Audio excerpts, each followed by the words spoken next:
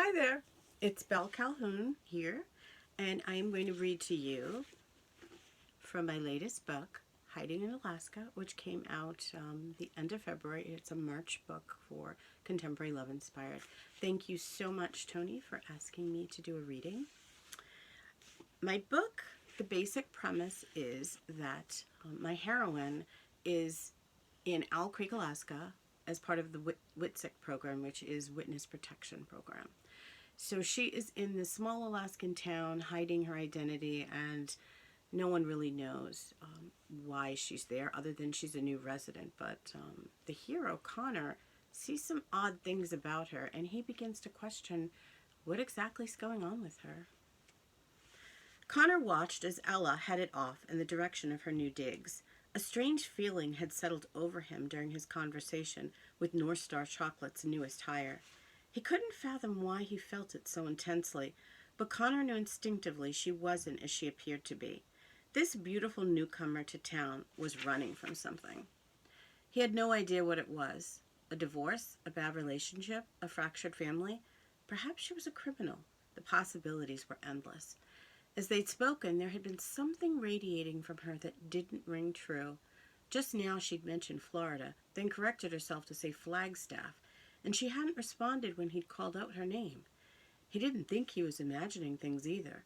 Connor knew he was more jaded than most people, but he trusted his instincts. He'd grown up in a household that had never recovered from the trauma of his baby sister's abduction at 3 months old. As a result, Connor had been mistrustful of people, particularly tourists and newcomers to Owl Creek.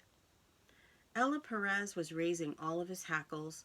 Her stunning looks hadn't rendered him incapable of picking up on certain cues she'd admitted. She'd acted nervous, as if she was on edge about something. What if she was up to no good here in town? He led himself into his vehicle, chiding himself for not asking more probing questions. The newcomer seemed out of place in a town like Owl Creek.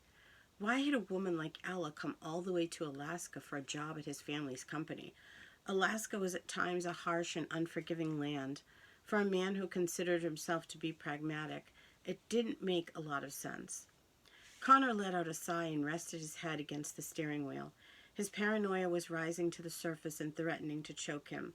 He tended to believe the worst of people based on his family's past trauma. Although he tried to control his suspicious nature, Connor didn't trust strangers. He always felt as if he was waiting for them to peel back the mask and reveal their true selves. In all likelihood, Ella was a sweet young woman who was merely nervous about starting a brand new job in a world completely unfamiliar to her. Guilt sliced through him. He wasn't being fair to her or himself. He needed to let go of the past and accept people at face value. Being so cynical wasn't a good quality.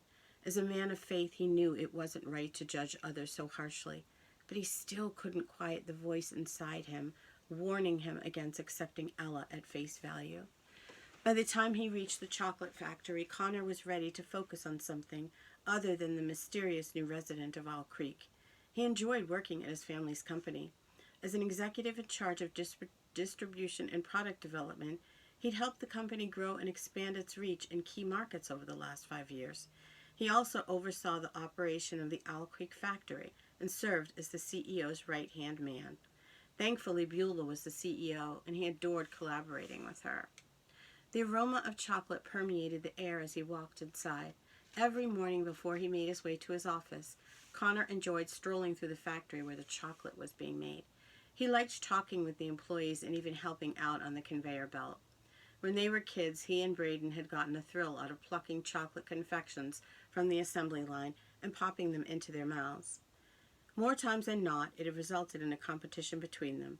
Trying to consume chocolate the fastest had always led to bellyaches and admonishments from Beulah. Chocolate is to be savored, not devoured. Just the thought of his grandmother uttering those words to the pint-sized version of himself made him chuckle out loud. Beulah had always been a fountain of wisdom. Nothing much had changed in that regard. His grandmother was still a unique woman who continued to fascinate him. So that's my snippet from Hiding in Alaska, and pick it up if you are interested. And what I didn't mention is that there's a chocolate factory. Thank you. Bye.